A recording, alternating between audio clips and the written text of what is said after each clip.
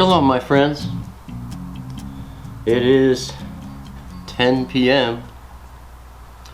on Friday night,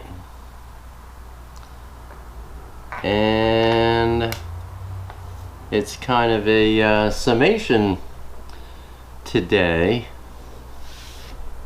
in this sit down in the Word. Where are we at? Number 40, I don't remember, 40 something. And this whole thing with the songs, you know, from the past started with number 25, which is also the Walk in the Word, where I explain very precisely and accurately whether the earth is flat or round. If you haven't seen that one, you might want to check that one out. Well,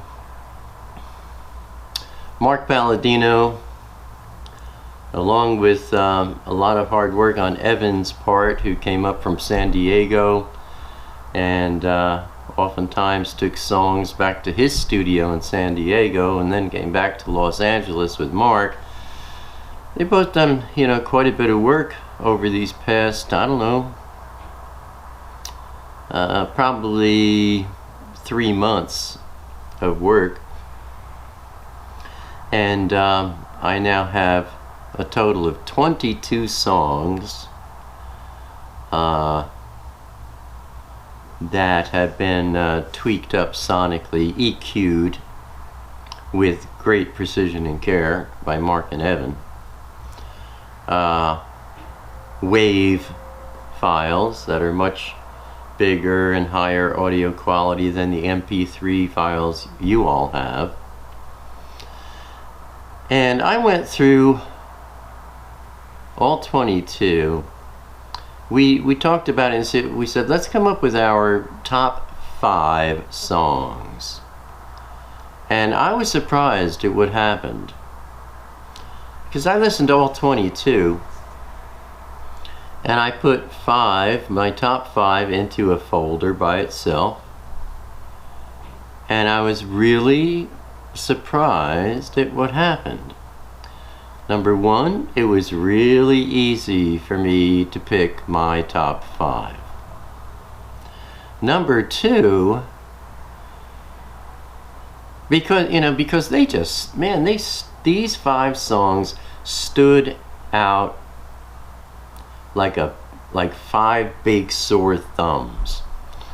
Look beneath today's video and you'll see those 5. There's links to the MP3 files that I gave you all before, so if you've been downloading these, you already have these. But it was really surprising how these 5 songs, and the titles are "And All That's Left," "My Surprise," "Nobody's Listening," still seems to be the case, "Strings of Wonder," and "You Don't Have to Wonder Why." Maybe it should be titled "You Don't Have to Win." I don't know. But I can't, out of those 5, I can't put an order to them, like, oh, this is the best, then this one, and that's the worst. I can't put any one of these above any of the other. They all stand up equally to each other. Each one of these gives a grand display of my very unique and unusual guitar playing style, which no one on earth plays the way I do, because I never learned how to play from anyone else. I taught myself how to play and did a lot of weird things like changing the tuning on the guitar, you know, for no good reason other than the Ruach might say, hey, twist that one down and just leave it that way. But because I never learned how you're supposed to play, I never played like anyone else. And because I played so much, I mean 8, 10, 12 hours a day, every single day, there aren't too many artists that put that kind of time and effort in. The ones that do, they rise to the top. That's all there is to it. But so I perfected my playing style, and any of the other artists that perfected their styles up there, they would look at mine and go like, wow, what are you doing? So these 5, every one of them displays this wonderful guitar style of playing that I have. Each one of them displays a wonderful vocal delivery. Each, especially considering how young I was, I was just getting my legs on some of them. And then the lyric writing. Also, I think very, very unusual lyric writing style.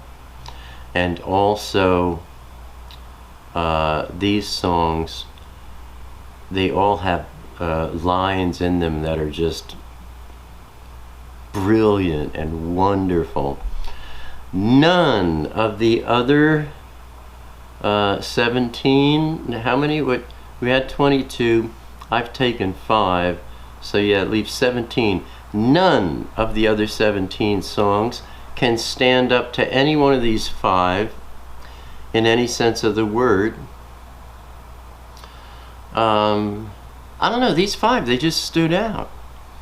So if I was going to say, let's promote, what I did 50 years ago, I would say let's come out with a DVD of these 5 songs. And if you haven't downloaded any of the MP3s, all 5 will be there for you today under this video. If you have, then you can look at the list and just remind yourself which ones I like. Mark Palladino still has some ideas about taking these songs to some kind of commercial level.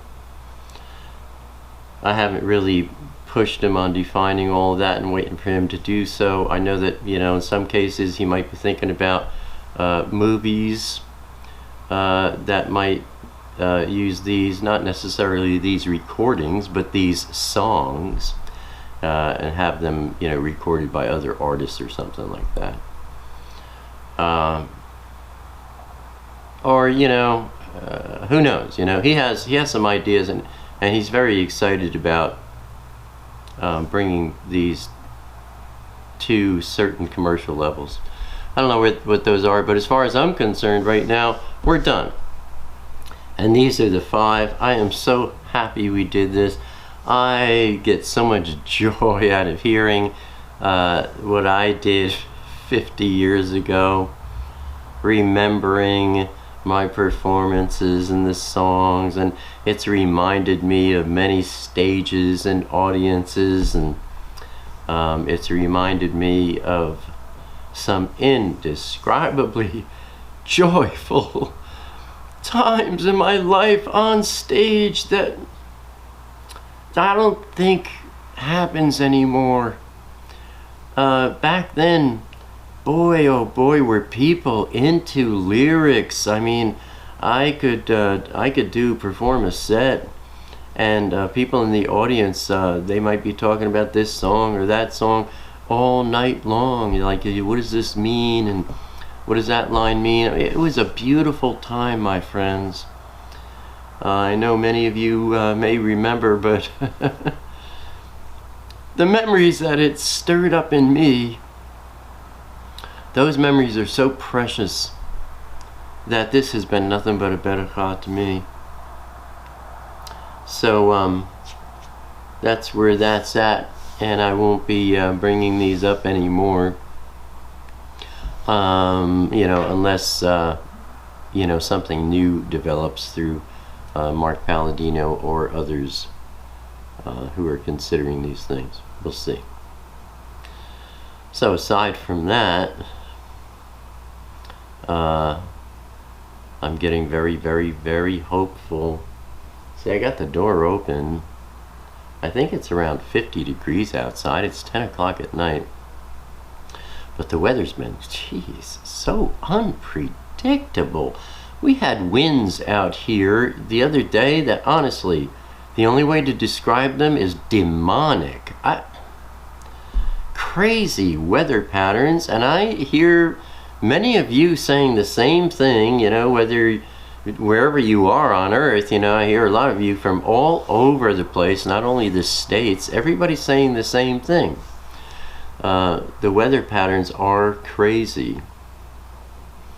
And, I just believe it's all a sign. The events in the news are crazy. The weather is crazy. The way time is passing is absolutely crazy. I mean, here I am doing another sit in the Word. It seems to me like I just did this 2 days ago, not a week. It's just blink, blink, blink, blink, blink. And I think a lot of us, meaning you and me, my friends, there's a grand fellowship that has grown around my YouTube videos that I praise Elohim for. I think we have quite a grand group and a large number of us who are all very much echad. I honestly, more than I've ever seen. Oops, my battery in my little light here just went out. Oh well, we'll have to deal with that. I don't have another one. That one may be going out soon too. Whatever, life's full of surprises. I don't think I have ever seen a level of oneness between people. There's a form of, being echad. We are being one. We are speaking with one voice. The Ruach has been talking to me about that for months, maybe a half a year or more now. So many of us we've let go of, when's the rapture going to happen? Is it Thursday at 4 o'clock? When? Yeah, then, we've all come down to, it's like, look, we are so close to it happening that I think we've all found a great comfort in not needing to know when, because we're pretty much there now. It is then.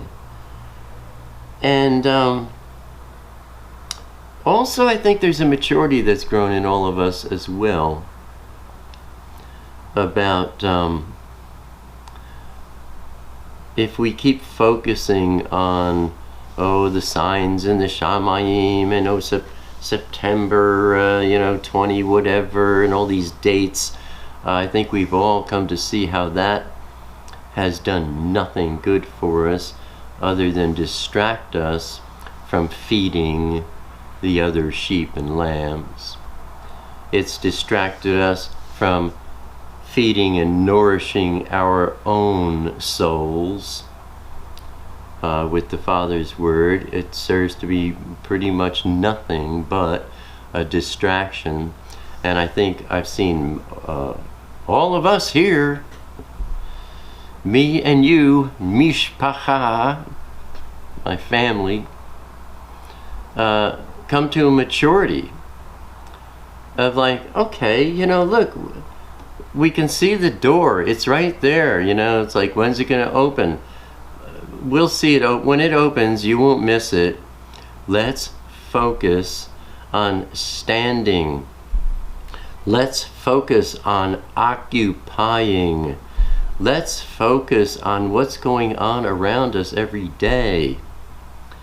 And let's focus on feeding and nourishing ourselves and everyone else that Elohim puts in our path for whatever reason.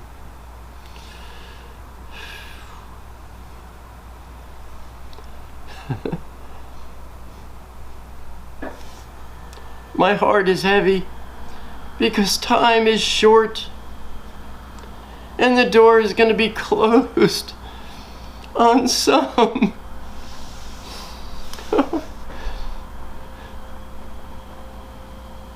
The door is going to be closed on some that I know I've been praying for.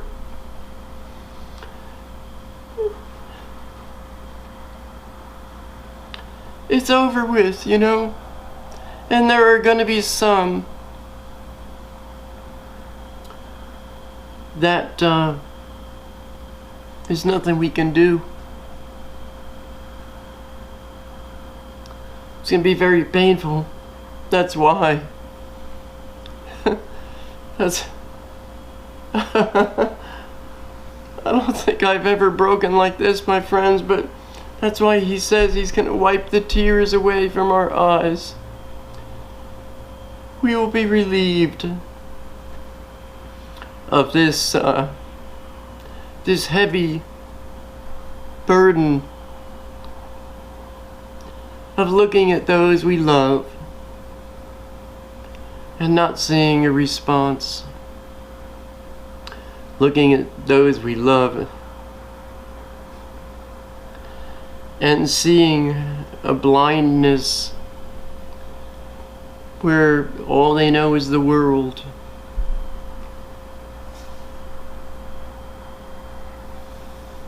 I've asked you all to pray. That's why I get so worked up. I've asked you all to pray for Mark Palladino, and you know, he's a believer, you know. Like he'll tell you, I'm a Catholic. I was baptized Catholic. He thinks that's being a believer. I've asked you all to pray for him, and then I watched the Ruach move on him. Your prayers, I've seen the power of prayer where he's watched some of these sit downs and he's sat there and wept. And then, you know, he told me, Alan, I'm confused. I'm like, why? And he says, I have this peace and I can't explain it. Well, listen, my friends. If you've never walked down the street in Los Angeles, California, or Hollywood, or Venice Beach, I haven't seen it since 1993. And that's the only picture I have of it. Dr. Dennis Black was there just a couple of weeks ago, and he was expressing it to me. He says, Alan, this place is disgusting. And I was there in 93. You know, I lived in Hollywood on Sunset Boulevard when I was 17 and 18. I lived on Venice Beach when I was 18 through 22.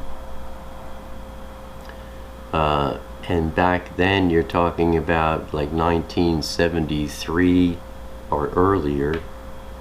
And it used to be really nice. I always thought it was beautiful, and the weather was heavenly would be the only word you could think of. I mean, the weather is like, good grief, man, it couldn't be any better. But also, I always couldn't wait to get back to Jersey because I couldn't explain it. But LA there was a darkness, a disgusting darkness that I could never put my finger on. Well, when I was out there in 93, which is like 20 years after the last time I had seen it, and I went down Sunset Boulevard, couldn't recognize anything. I went into Hollywood down a street called Normandy, where I had a little cottage. It was an adorable little cottage right next door to a big house with a big front porch that Chris Christopherson used to live in. I couldn't recognize anything. The cottages were gone, and there was this, like, I don't know, 6-story building with fencing around it. It was disgusting to look at. And then I drove down Venice Boulevard and Venice Beach. I thought I was in Las Vegas. I couldn't recognize anything. It looked like hell. Well, that was what, 25 years ago? That's more years than the 20 years gap that I witnessed in '93. So I can't even imagine what Dr. Dennis was talking about, but I know my point is Mark Palladino is living in the bowels of hell, in Sheol itself, and he doesn't recognize it because he's been there pretty much his whole life since he was 17 or 18, and it's just all normal stuff to him. So, I don't know, my friends. I'm sorry to bring you a bit of a dark one this time, in that the door is closing on billions of people. And the door is closing on our ability to be used by Elohim to wake others up. And that is the one thing about, wanting to own when the rapture is going to happen, that is an abomination to Elohim, because it's a tool of Hashatan to get you focused on, look, there's Disneyland, we're going home, instead of focusing on occupying and standing firm and maybe grabbing somebody's hand along the way. Boy, oh boy, I don't know, the Ruach is on me heavy today. Forgive me, I don't, I like to exhort and encourage and lift you up with all my videos. I don't want to sit here weeping over lost souls. Can't help it though. There is a time for that, and that's where I'm at right now. But I do have this encouragement for you. Keep your wicks trimmed, and keep your lamps ablaze. Focus on feeding you and yours. Focus on praying for everyone that's on your heart. Just keep that up, because Elohim is still in the miracle working business. There is still hope for these that we weep about. There's a great hope. And Abba, I think he just loves surprising and shocking the world out of us with, like, oh my God, they woke up. They have a hunger for his word. That's what we hope for. And hopefully next week I'll be out there in the sunshine and doing a walk in the Word, getting some fresh air and exercise. I love you, my friends, and I am so grateful for you being in my life. I'm so grateful for your prayers. I'm so I can't explain how grateful I am to see the mishpacha, the family that has grown around me. It's a good number. I have been extremely blessed. Baruch. And that's it, you know. Do that. And I'll see you, Abba willing, next time. Shalom, my friends.